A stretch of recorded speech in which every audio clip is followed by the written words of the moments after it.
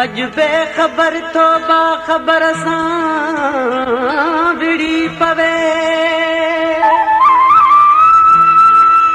चङाई चवण ते थो हर को चिड़ी पवे अली गुल छद मंडे के वारीअ में ॾिस त कीअं थो किरी पवे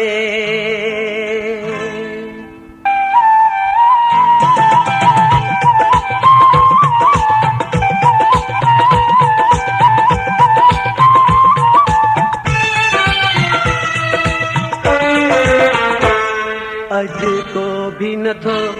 कंहिं सां समझे अज को भी नथो कंहिं सां समझे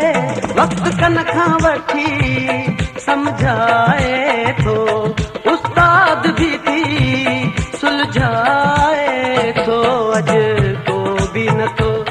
कंहिं सां समझे अज को भी नथो कंहिं सां समझे वक्त कन खां वठी समझाए थो उस्ताद भी थी सुलझाए थो अज को भी नथो कंहिं सां समझे अज को भी नथो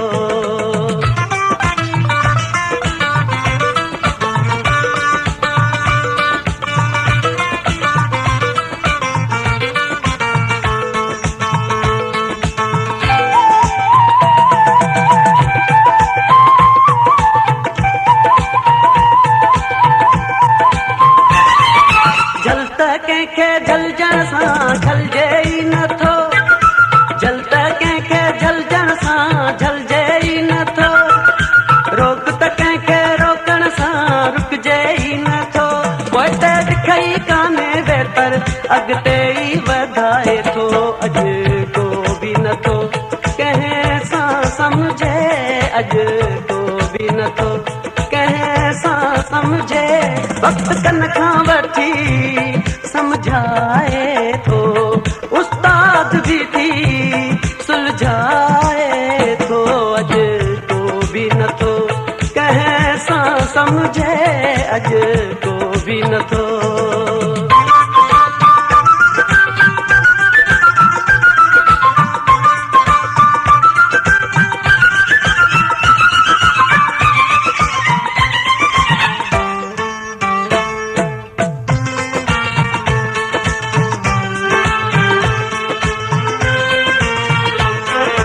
अज हर को थी वियो ॾाढो आज़ोर ज़मानो अज हर को थी वियो ॾाढो आज़ोर ज़मानो सबको साझियूं वेठो आहे कूड़ो अफ़सानो विछोड़े जी वाह वॾी ॾाढी का भुलाए थो अज को बि नथो कंहिं सां समझे अज को बि नथो कंहिं सां समझे वक्त कन खां वठी समझाए थो उस्ताद भी थी सुलझाए थो अज को भी नथो कंहिं सां समझे अज को भी नथो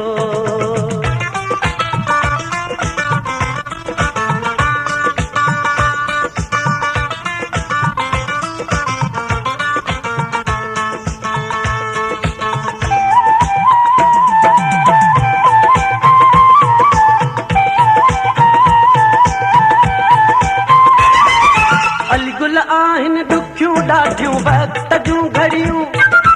अली गुल आहिनि ॾुखियूं ॾाढियूं वक़्त जूं घड़ियूं